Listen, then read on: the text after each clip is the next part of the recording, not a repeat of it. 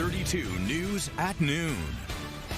Next at noon, a local reverend caught in the chaos outside the Broadview ICE facility is now talking about it. And a bill to release the Jeffrey Epstein files is heading to President Trump's desk.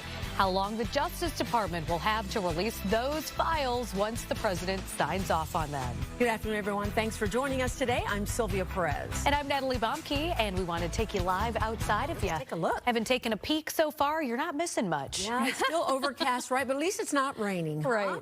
And the fall colors are still with us for now, right, Caitlin? That's right. Silver lining is, I think, the lack of rain for today, even though it looks like it could rain at any moment. It's absolutely gray. Behind me, satellite radar view does show how thick the clouds are over Chicagoland. They are not budging today. We are going to have a cloudy rest of our day. Looking from our Shed Aquarium camera, I will point out a few waves out there, but generally speaking, it's going to be a calm day. Winds coming in out of the east today around 5 to 10 miles per hour. Temperatures right now are in the low to mid 40s, and that's where we're going to stay, is in the 40s. We're not seeing these temperatures move too much, not only during the day today, but even into tonight. 45 degrees outside right now at O'Hare, 44 at the lakefront, 45 in Aurora. Here's your day planner. Temperatures, as mentioned, staying in the mid 40s, but our 3-day forecast turns things around. With the temperatures especially. Tomorrow, a few more breaks in the clouds expected. 55 is our high. And then on Friday, 52. We have a long stretch of above normal temperatures in front of us. This is going to continue into the weekend as well, with more sunshine expected this weekend. Small chance for some wet weather Friday afternoon into early Saturday, especially south of Chicago. Overall, not a bad forecast today. Definitely going to be gray, though. We'll take a look at your full 7-day outlook ahead.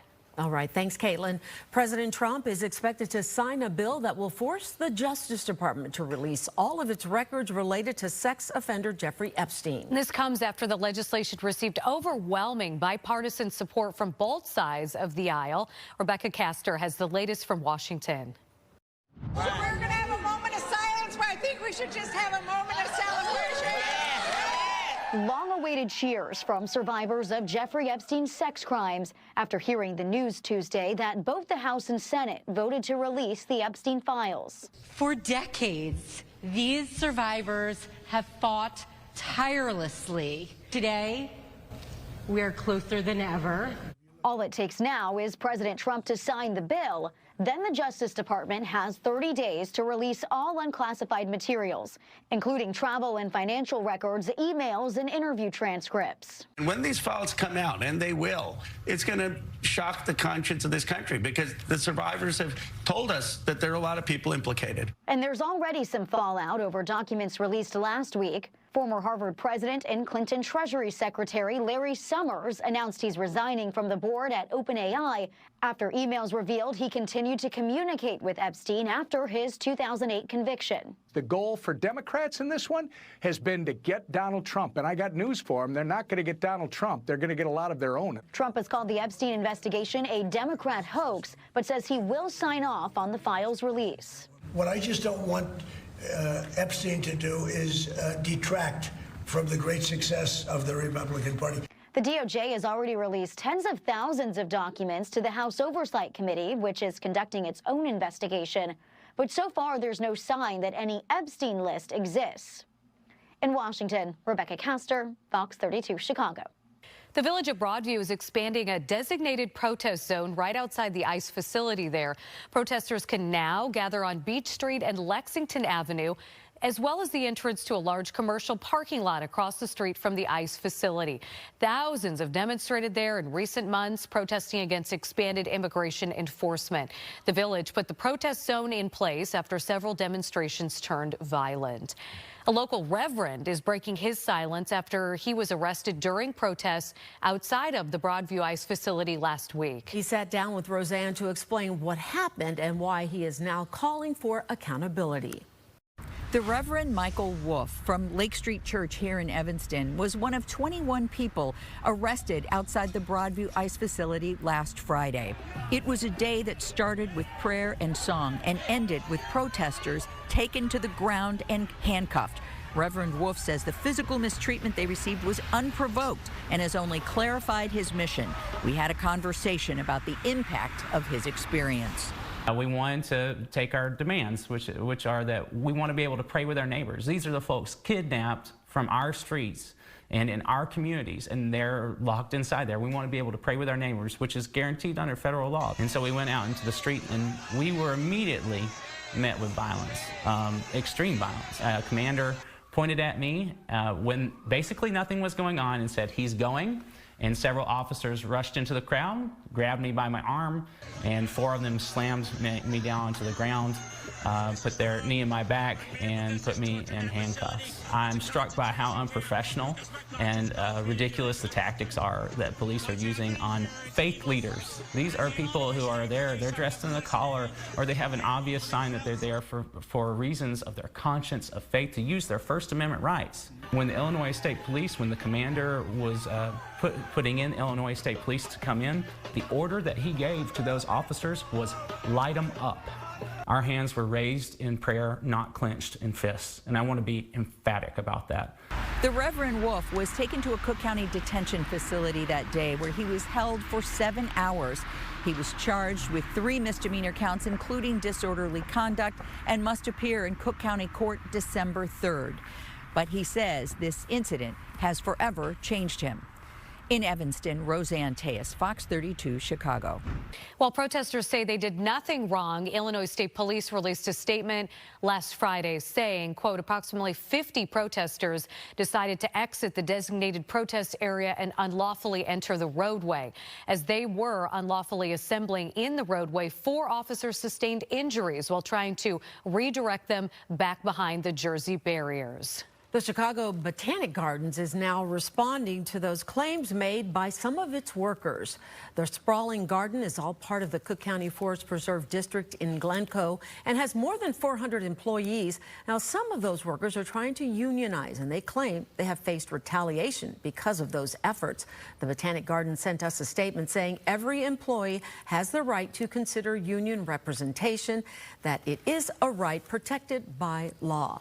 The Botanic Garden has worked to build a culture where every voice can be heard, and it treats employees with respect and works with them to resolve problems.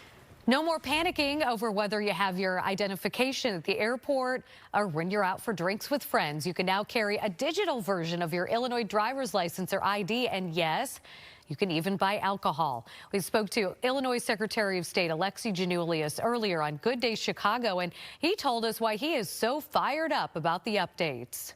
This is something that everyone in Illinois can be proud of. We're setting the pace from a technological standpoint in the Secretary of State's office.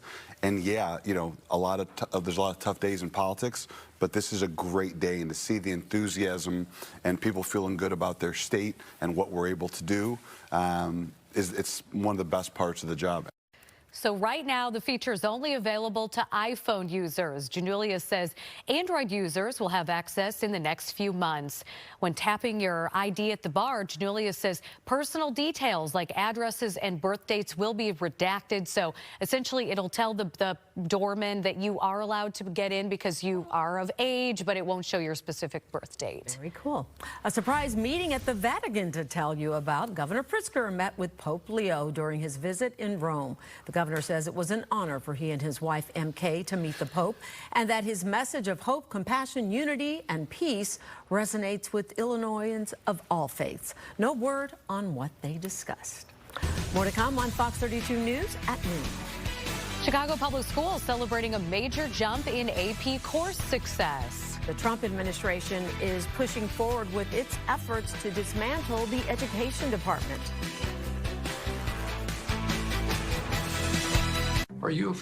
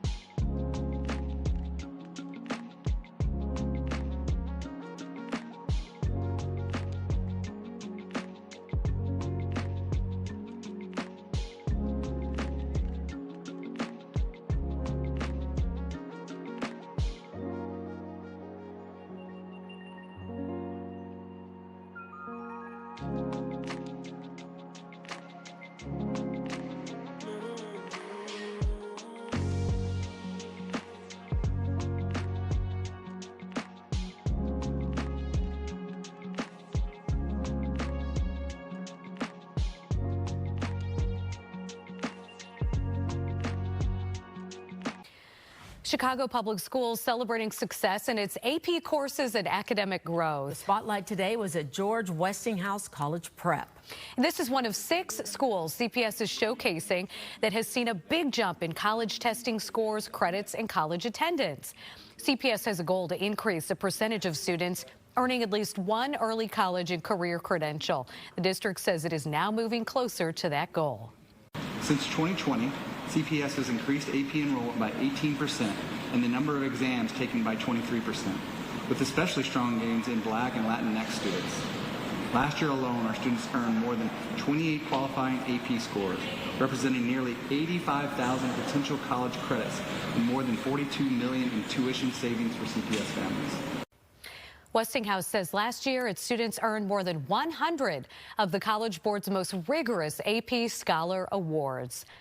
Well, the Trump administration taking a major step toward shutting down the U.S. Education Department, shifting some of its biggest grant programs to other federal agencies. The agreements move billions in K-12 and higher ed funding, including Title I dollars, to the Labor Department. Critics warn the shakeup could disrupt support for students in poverty, special education, and multilingual learners. House lawmakers are questioning medical professionals about the benefits and dangers of using artificial intelligence chatbots. During a hearing yesterday, lawmakers questioned 2 psychiatrists and a data analyst about the increasingly popular tech and the threat it poses to users, especially to those who turn to it for physical or mental health advice. The hearing comes as Congress ramps up its oversight of the tech after several parents filed lawsuits. They are blaming chatbots for pushing their children into sexual conversations and even suicide. 5 out of 6 AI companions use manipulative tactics like guilt or emotional pressure to keep people in the conversation when they try to end it. While technologies designed for and used specifically in healthcare settings are governed by HIPAA, general purpose tools like AI chatbots are not. As part of that, AI oversight pushes 2 U.S. senators have introduced the Bipartisan Guard Act. It calls for AI companies to verify user ages before allowing use. R&B singer David is considered a suspect in the death of a 15-year-old girl. The body of Celeste Rivas Hernandez was found earlier this year in the front trunk of a Tesla linked to David. The car was found in Los Angeles' tow yard in September. Investigators are looking into a trip that the 2 made to Santa Barbara County. The collapse of Baltimore's Key Bridge was entirely preventable. The NTSB's investigation found failures on the container ship Dolly and a lack of a warning system for the 6 workers on the bridge who were killed. 2 electrical blackouts disabled the controls of the Dolly ship before it slammed into the bridge. One was caused by a loose wire and another by problems with a fuel pump. Flight cancellations were a major disruption during the government shutdown. Now a bipartisan group of lawmakers want to protect air traffic controllers. And all of this is happening ahead of the busy holiday travel season. Lillian Wu has the story. The government shutdown ended almost a week ago, but some TSA officers in Arizona say they still don't have their paychecks. Because they didn't get paid. They couldn't pay their rent. But it was different this time. It seemed like politically it was way more just cutthroat. But lawmakers showed a rare glimpse of bipartisanship by introducing legislation that would allow air traffic controllers to get paid during future shutdowns. I need Congress to take action. If there is another shutdown, I want to make sure air traffic controllers get paid. I think that would go a long way for both Republicans and Democrats to take this off the table. We're doing $24.65. Are you guys ready to move up? The bill proposes funding salaries, operating expenses, and other FAA programs by tapping into a little-used $2.6 billion fund. Transportation Committee staffers estimate it would provide enough funding to keep FAA operating for 4 to 6 weeks. The fund was created years ago to reimburse airlines if the government commandeers planes for a military operation or another use and damages them. But that is not common anymore. The last time there was a claim was 2021. Over the years, lawmakers have tried a handful of fixes to keep essential aviation workers paid during funding lapses. What could make this bill more attractive is its reliance on the fund, limiting the potential cost of doling out paychecks. If we have just at least that release valve to make sure that the controllers get paid and we don't have this disruption in the future. Lillian Wu, Fox 32, Chicago. A city in northern Alaska won't be seeing the sun for the next 64 days. The sun set there last night, and it's not going to rise again until January 22nd. We think we have it bad, huh? It is known as the polar night, and it's all due to the tilt of the Earth's axis. Now, on the flip side, when summer rolls around, this town has 24-hour sunlight from mid-May through early August. I'm not necessarily sure that's a great thing, right? No, it'd be so hard to get used to. Yes, yeah. Well, let's keep right now. Gray skies encompass our tail end of fall and winter here in the Midwest, unfortunately, and that's how it's looking outside today, Caitlin. Very cloudy. Temperature-wise, not terrible. We're right where we should be for this time of year in the 40s, maybe just a couple degrees off from where we should be. But the temperatures, they're actually going to be pushing into the 50s over the next couple of days. That'll carry us through the weekend and even into next week. Right now, though, taking you outside, you saw from that live shot, it is cloudy. 45 degrees outside with an east wind around 5 to 10 miles per hour. Temperatures around the area ranging in the 40s. I see a 42 in DeKalb and Woodstock, 45 from Joliet to 42 in Chicago Heights. Northwest Indiana, low to mid 40s for you when you're stepping out the door this early afternoon. Here's our futurecast to show the clouds in place through the rest of the day. As we head into tonight, temperatures aren't budging too much, which is a good thing. But as we get on into your Thursday, lunchtime, we're already up to 50 degrees. So that's why we have a change of wind. Tomorrow, we're going to have a southerly breeze, and it's going to be pushing our highs into the low and mid 50s. We do have a few clouds, though, hanging around tomorrow, calling it mostly cloudy with a few breaks here or there compared to today especially.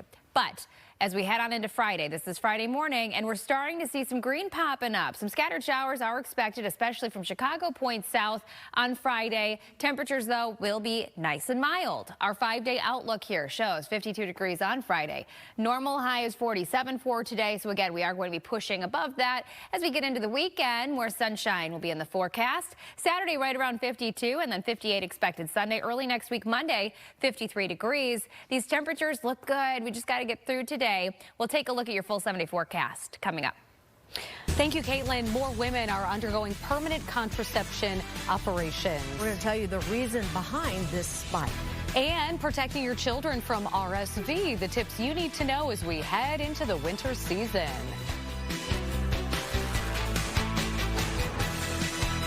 We are down.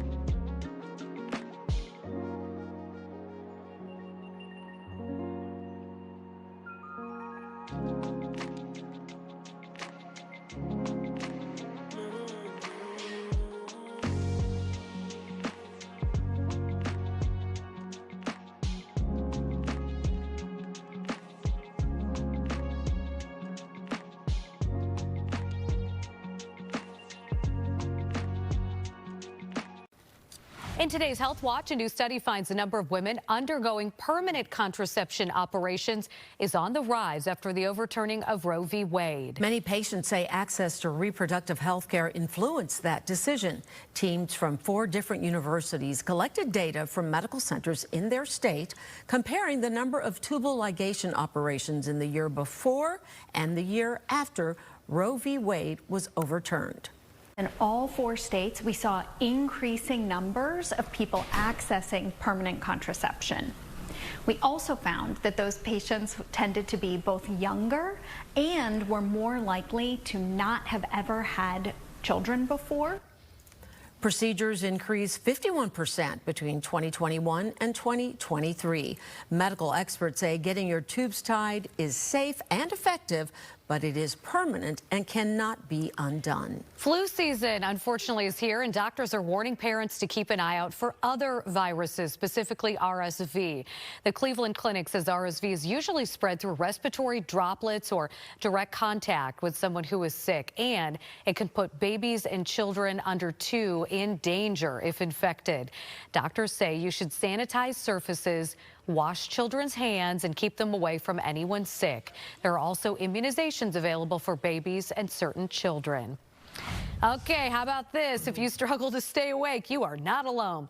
72% of Americans say sleeplessness or sleepiness affects them or has affected them in their everyday lives. That's according to an American Academy of Sleep Medicine survey. Many respondents said being tired has hurt their mood, affected their stress or anxiety levels. Health experts say daytime sleepiness could trigger medical issues, sleep disorders, and mental health conditions. Communities across Chicagoland have been stepping up to help those out in need this holiday season. Fight to Feed is launching its 12th annual Thanksgiving mission, preparing thousands of meals for families across the city. Gabriella Primus takes a look. It's a big number of mouths to feed, and luckily they have a giant freezer full of turkeys right now. This is around 400 turkeys, but they want at least 50 more. I know everyone at home won't be able to do that. But also, you can donate more than just that 50 because their services go all year round. All right, I'm going to talk to Jeanette. Jeanette is a team lead, a volunteer lead here. I know that you're very busy, but let's talk about all that you're serving for Thanksgiving. What's going to be actually on their meal that Fight to Feed is offering? It's a great meal. We're going to serve about 5,000 people. We have turkey, mashed potatoes, gravy, dressing, cranberry sauce, green bean casserole, pie, and cornbread. How proud are you to see all these volunteers, including yourself, thank you for what you do, that come and give their time all year round? Well, this is fantastic because this organization is a little bit different. It's all volunteer-based. There's no government funding. And everybody that comes at the end of the meal, we do something a little special for them too. We make a family meal and everybody goes home full. Jeanette, thank you so much. I want to make sure we get Stepper in the conversation. Now, Stepper, I'm going to have you come over here because I know that you're busy making sure things go smoothly. Let's talk about really the need that we're seeing in Chicago right now, because from what it sounds like, the SNAP lapse obviously, caused a rift in things, but just in general, your numbers are growing. Yeah, absolutely. So we're doing almost double the amount of meals than we did last year. So we're at 5,000 meals this year, and that number is just increasing due to the need for people losing the SNAP benefits and people losing their jobs. Just everybody right now is coming together and trying to rally for everybody in need. So we're really excited to be helping out this holiday season. Like we said, this is a 100% volunteer run. And that's our call to action for people at home to volunteer. So you can sign up at fighttofeed.org, and we have volunteer slots all week next week. We also serve out of our kitchen on Wednesdays and Saturday mornings and all of our partners pick up, distribute all across the city of Chicago to feed our neighbors in need. Yeah, not just your average, food pantry operation. You guys are a food rescue operation, which is even cooler. Okay, for more information about Fight to Feed, go to our website, fox32chicago.com, and get ready to go shopping and volunteer and donate maybe those turkeys, anything else that they might need here for our community. I'll send it back to you. Thanks for that, Gabby, and we'll be right back.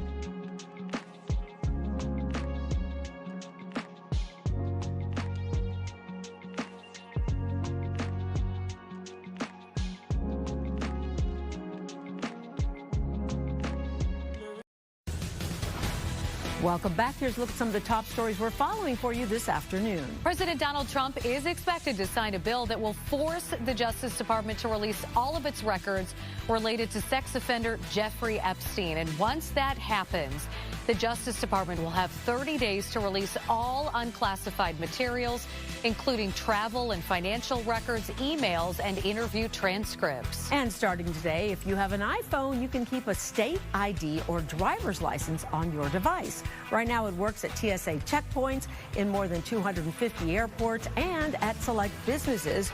But keep in mind, police do not have to accept that digital ID. The Secretary of State assures people the method is secure. If you want to set up the digital ID on your phone, we have the link on our website, fox32chicago.com. Union workers at the Griffin Museum of Science and Industry have reached a tentative deal as a strike deadline approaches. In a joint statement, the union and the museum said union members will review the agreement and vote on it in the coming days. The union voted in September to strike beginning November 29th. Let's take a look outside. Looks like there's a screen over that picture, but nope. It's just a lack of sunshine and a lot of haze going on out there, right, Caitlin? It's cloudy. It's a gray day in Chicago. We do have clouds, but no rain. That's the silver lining. Temperatures are in the 40s. We're just slightly below normal for this time of year. But behind me, you can see how thick that cloud cover is. So unfortunately, it is going to look darker than it should. And that means this evening it's going to look like the sun set earlier than it will. With that being said, satellite and radar is going to be quiet for the radar side. Satellite's going to be busy. Not only are we going to have clouds today, but also tonight and tomorrow will be mostly cloudy. Temperatures outside right now at this lunchtime hour are in the mid-40s for most. It's 45 degrees at the lakefront and in Gary as well as O'Hare, 42 in Kankakee, 43 in Merrillville, 44 at Woodstock. Temperatures are going to be peaking in that mid to upper 40-degree range for us, and where we should be is in the upper 40s today. Heading into tonight, we're not dropping too much. The clouds actually are going to keep us elevated in the upper 30s and low 40s throughout the overnight before we climb big time tomorrow. Tomorrow is Thursday, mostly cloudy skies, so a little less cloud cover than today. But the big story for tomorrow, the headline, is the temperatures, because we are expecting the mid-50s. Here's your futurecast to show the clouds in place throughout the day today. As mentioned, we do have clouds again tomorrow, but a few more breaks in the clouds are expected. I do want to point out, though, as we head on into Friday, we have the chance for a little bit of wet weather. This rain approaching from the south shows the best chance for rain being south of the city. So if you live in Kankakee, Will County, Northwest Indiana, you could see a few light showers around Friday afternoon through early Saturday. Temperatures, though, continue to be in the 50s, low 50s on Friday at 52 as well as on Saturday at 52. Then we're pushing to the upper 50s for the second half of the weekend. Lovely. We're going to have more sunshine in the forecast. Then we get into early next week, starting off at 53 degrees Monday. Small chance for wet weather back next Tuesday with a high of about 50. So in the meantime, today it is going to be a cloudy day, but other than that, it's going to be a quiet one. Back to you. All right, thanks, Caitlin. Now, before you jump on those holiday sales, there's a new report that says many of those discounts aren't real deals. Joining us now is Executive Director Kevin Brassler from Chicago Consumers Checkbook to break down which retailers are guilty of misleading sales and how you can spot a true bargain. Tell us first about how you did this research, Kevin. Yeah, so for 6 months at 25 major retailers, for each of these retailers, we picked 25 items that they, stuff they commonly sell. And then each week we just checked back to see, what was going on. Was it on sale? Was it not on sale? And what we found is that pretty much all these retailers, 21 out of the 25, just ran continuous, either constant sales or nearly constant sales. That list price that everyone shows you and they cross it out and say they're giving you big savings, they rarely, if ever, charge that list price. In fact, the industry has a term for those. It's called anchor prices, and they exist only to make you think, this higher price is the normal price. It's what the store usually charges or other people charge. That's not true. Most of the time, and sometimes all the time, they're supposedly discounting off that price. But it's not a discount. It's not a sale price or a special price if they're discounting off a higher price that they just rarely, if ever, charge. That is trickery, isn't it? It I just don't like that. I have to say, I was trying to get an Apple Watch, and I was on Amazon, and I saw the price was kind of low. Yeah. And then when I went back, the price was up again. I went, oh, darn, I didn't buy it. Well, guess what? Like a few days later, it was back down to that price again. So I feel like it's almost like if Black Friday's coming, we're going to raise this up. Is that what's happening? They're increasing it? Yeah, well, then we found the list prices typically just stay the same because people don't charge them hardly at all. They don't have to move them around and manipulate them because what's going on is it's very powerful. If I told you, look, this thing, I'm going to give you a lower price than usual, but it's only good for today or for this week or during the holiday season. They put exactly. No, it works. I mean, everyone falls for it because you think if I don't jump on this now, I'm going to lose out. And also, I'm going to feel good about this purchase. And what you often do is, everyone does this, you say, I saved so much money, now I can afford to buy more. Well, you didn't really save anything if they were just lying to you about this supposed discount. You really do have to focus in on, this is the price you're charging, this is the price I'm paying. And then do a bit of shopping around to make sure you're not overpaying. Because what you'll often find is, even if they say it's a 60% discount, you can sometimes even get it for less somewhere else just by checking around. I mean, and that you kind of answered the question I was going to ask you next is, how do you know that the price that's advertised is actually a good deal? But you suggest comparing prices. Yeah, you can just do a simple internet search. Google is happy to tell you what other retailers are selling stuff for because sometimes they're paying for advertising to get noticed. Another really good website I like is called camelcam.com. And what it does is it tracks price histories of stuff sold by Amazon. Now, Amazon doesn't always have the lowest prices, but at least that will tell you, oh, okay, today it's $149, and that's the lowest price Amazon's ever sold it for. And so even if you're not buying from Amazon, it tells you what at least the bottom price for the last year or 6 months was on Amazon. It gives you an idea as to whether or not the discount they're giving you is legitimate. What you'll often find is the discount is just nonsense. It's just, it's the illusion of giving you savings. So I bet if we were to go back now, if I were to go back and look at this Apple Watch again, I bet the price is up again. Because Black Friday is coming up. Could be. Right? Apple's a little unique. And of the stores... But it's on Amazon, I'm talking about. And of the stores we shopped, Apple rarely, if ever, discounts anything. That's just, it doesn't want to cheapen its brand. A lot of video game consoles, if you see like an iPad offered for $50 less, or a lot of times what Apple will allow retailers to do this time of the year is give you a gift card for $50, you may want to jump on that because you're not likely to see many discounts for it. But for most retailers, Costco is another one where they just rarely discount anything. If you see something on sale, probably a good price. Dell was kind of an outlier in our stuff too, where they have sales, but they're not constant. But at most retailers we found, and it used to be just department stores did this. You go to the store and everything, every display has a sale sign on it. But now everyone's doing it. Amazon's doing it, Target. And the reason is it works. This is very powerful to say, oh, this is a great deal, and maybe you only get it today, because it gets you to move. You're not going to go ask your spouse about it or even shop around. Why would you shop around at 60% off? They're giving it away. And then most important, it gets you to, it gets you to buy that item and not say, oh, maybe I don't need that at all, or I'll buy some different item from a different retailer. I don't need you talking to my husband, Kevin, because I don't need you to say, actually, they weren't giving that away. So much money, exactly. Was there anything you found, though, that you thought, whoa, okay, this is a real sale? Well, yeah, so there are times, this time of the year, it's hard to time these things. I think people always say, what's the best time to buy things? And I always say, no, look, just when you're ready to buy something, shop around. Make sure you're getting a low price. And just what you really have to do is avoid thinking, this mindset of, oh, I'm saving so much. You're not. They're just, it's something they're using to manipulate you into thinking you're getting a great deal. You just have to, I know, people always say, you're a lot of fun at cocktail parties, I bet. We'll go, the next segment's going to be called Shopping with Kevin, okay? Exactly. We're going to find the deals. Shopping. There you go. We'll be right back. Okay, so you're telling me if I want my TV to buy...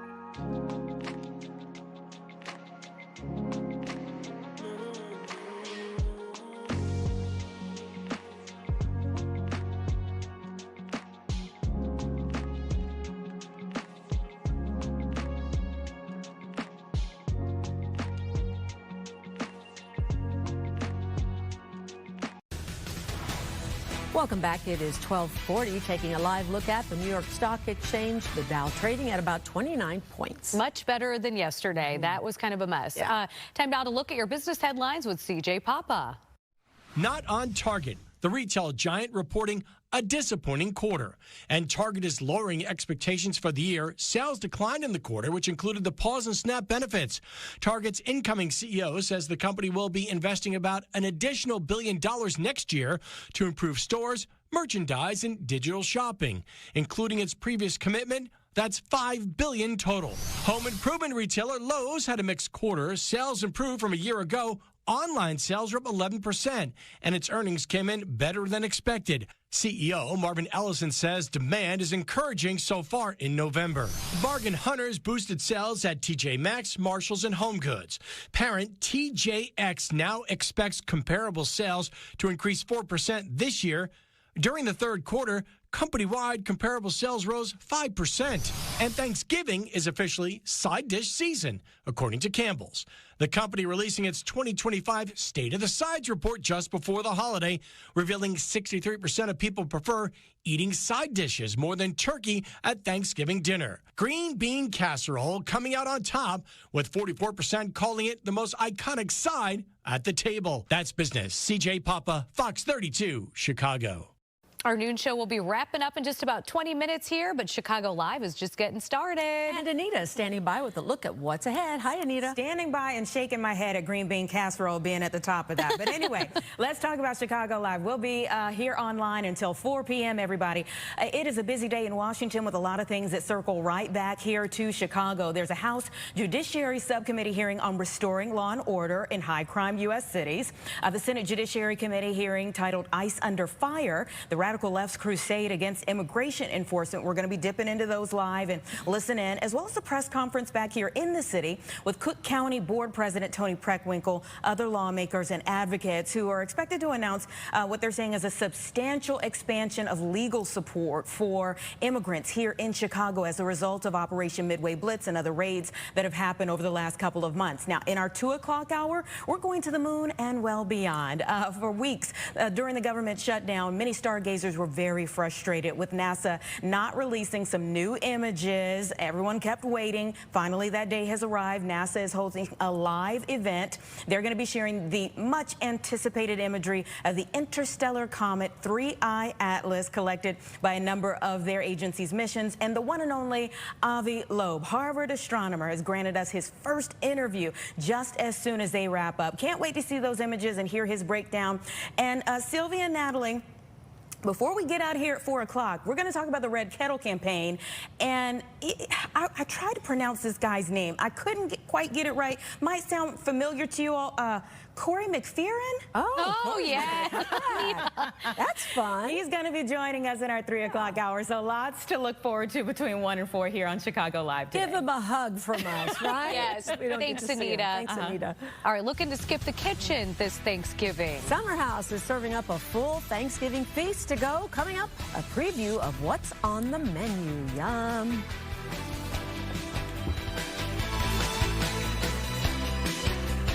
Stream.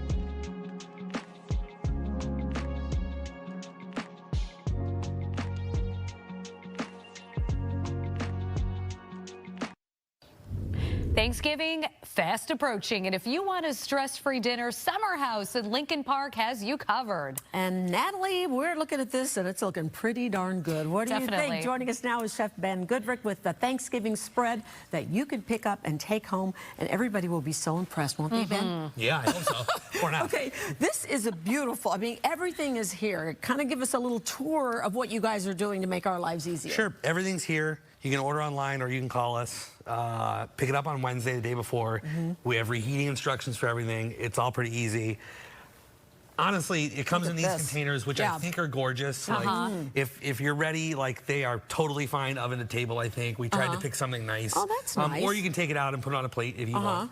But you get the whole shot, right? Turkey, gravy, mashed potatoes, stuffing, Brussels sprouts, cranberry sauce. Wow. And a pie, which is like a really, really good pie. It's pumpkin chiffon pie, super light, graham cracker crust. It's awesome. Turkey, you get dark meat, white meat, gravy. The thing with Thanksgiving, it's an American holiday, right? So we try to have, in the gravy we use Zinfandel because that's kind of like the American grape, right? So it's Zinfandel gravy. She likes you can get bottles of our rosé, which I can't drink right now, so give me that gravy. That's all right. It's cooked out. It's cooked out. I can just see you now with the gravy. I'm shot of gravy. Sorry, I cut you off there. I got really excited. Tell us about the stuffing, because this can be a controversial dish. It does look good. What is in there? Stuffing is my favorite part of Thanksgiving. Okay. 100%. I've already made a pan that we're just eating as leftovers before Thanksgiving's even started at my house. So this is a pretty simple one. Celery, onions, a bunch of sage, sourdough bread, toasted, and baked with maybe more butter than we're comfortable with, but the appropriate amount of butter for Thanksgiving. Bring on the butter, bring on the butter. And you know, you guys are known for just year-round having delicious food, but every time I go there, I'm always tempted when I first walked in. Look at these desserts. They're huge. Look at these cookies. Now, is this something that you can also order on the side? You can add to the order for sure, 100%. The cookies are there. They're there all the time. And then also we have the cookie bar down by Northwestern Hospital. You can pick up cookies there if you like also, if you're close. Oh, I didn't know you guys did that. That's fantastic. Oh, okay. So outside of Thanksgiving, what else do you guys have coming up for the holidays there at Summer House? Oh my gosh, we have a holiday cocktail class coming up. We have, that would be fun. We have brunch with Santa Claus coming up. Summer House is great for brunch. We do all the brunch stuff. You guys have great brunch. New Year's Day, we have pajama brunch. So if you come in your pajamas on New Year's Day, you get gift cards equal to how much you spent for brunch to come back. Oh, that's fun. And which your is a pretty good jammies? deal. Yeah. Do you wear jammies when you're cooking that day? I absolutely do not wear jammies when I cook that day. Well, then I'm not going to. If you're not going to play, I'm not going to play. I don't know that I want the chef wearing pajamas, though. I mean, just, I want pictures. It's really fun. It gets really crowded. People love it. It's a fun thing we do. That's fun, sure. yeah. Okay, so New Year's Day, we were talking all the way up. Tell me about these classes. I didn't realize you guys do classes. The cocktail class is coming up. It's one of our parties. You can check that out online, summerhouserestaurants.com. All the info's there for that. What kind of cocktails? Like it's a holiday cocktail class, yeah. I think this year we're doing batch cocktails, so that's you can good. Have it ready to go before your guests get there. I love that. Nobody wants to be a bartender. Exactly, when everybody's at your house, so batched up, ready to go, pour and serve. Oh, I love it. Like a good old school punch bowl, right? Super fun, yeah. Awesome. Ben, you've enlightened us. Thank you so very much, and happy Thanksgiving to you and your family. Happy holidays, and we'll be right back. There's all the information on your screen.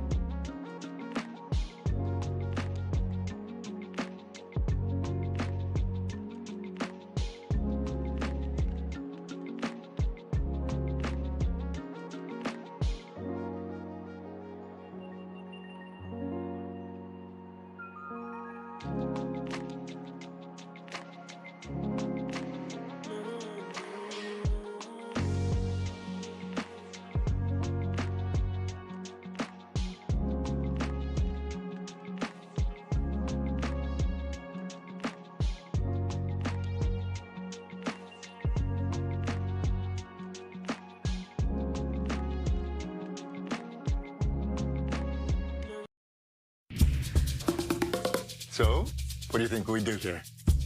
We sell emotion. How? We play roles in the clients' lives. Parents, siblings, boyfriends, girlfriends, best friends, and help them connect to what's missing. I'm just an actor. I don't know how to help people. What I'm offering here is a chance to play roles with a real meaning. What do you need me for? We need a token white guy.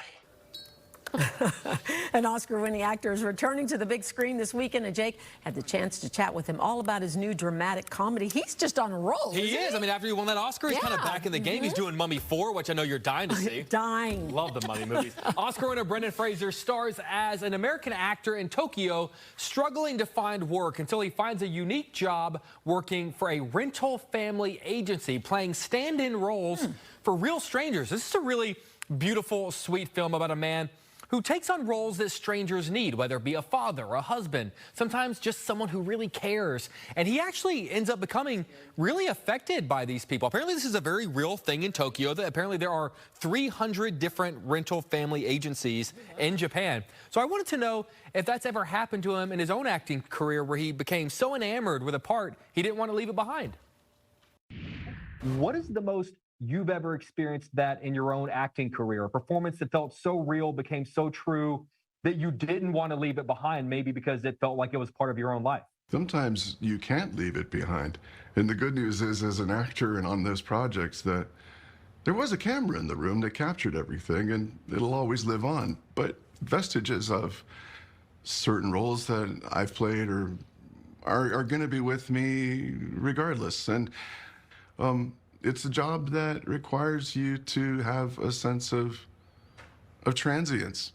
And the best experiences I've had are ones where I do see people down the road again, and it feels like a reunion. Well, you mentioned, you're right, there is a camera in the room capturing these moments. Have you ever missed a project, an experience, a role, and so the answer to that is, I'm just going to pop on the movie because I'd like to relive that experience? I don't typically watch my films. You're missing out. They're great. Oh, thank you. I'd rather watch someone else's, but no, I don't need to watch the movie to remember what was so good about what made me want to be a part of it in the first place. I was there. I remember.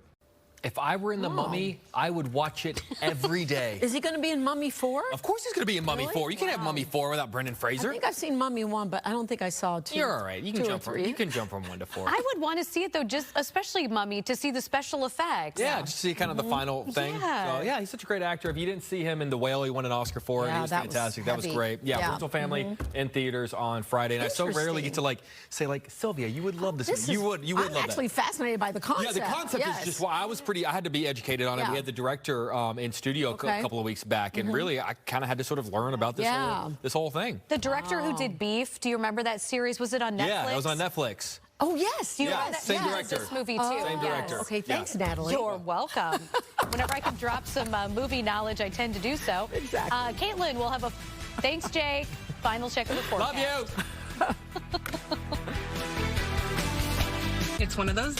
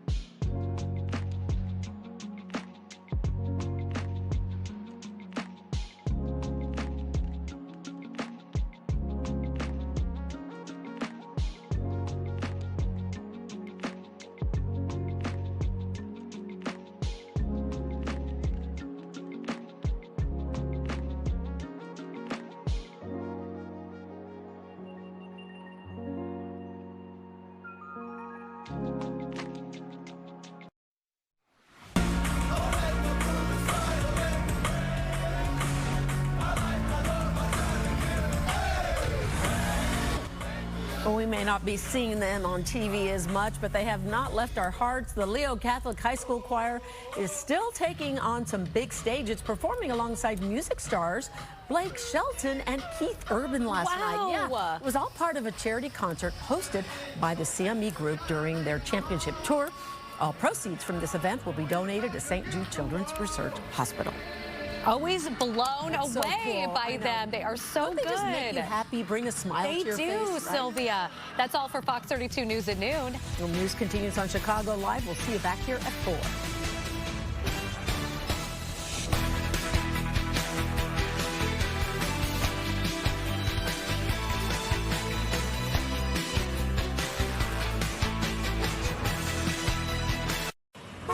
Next up.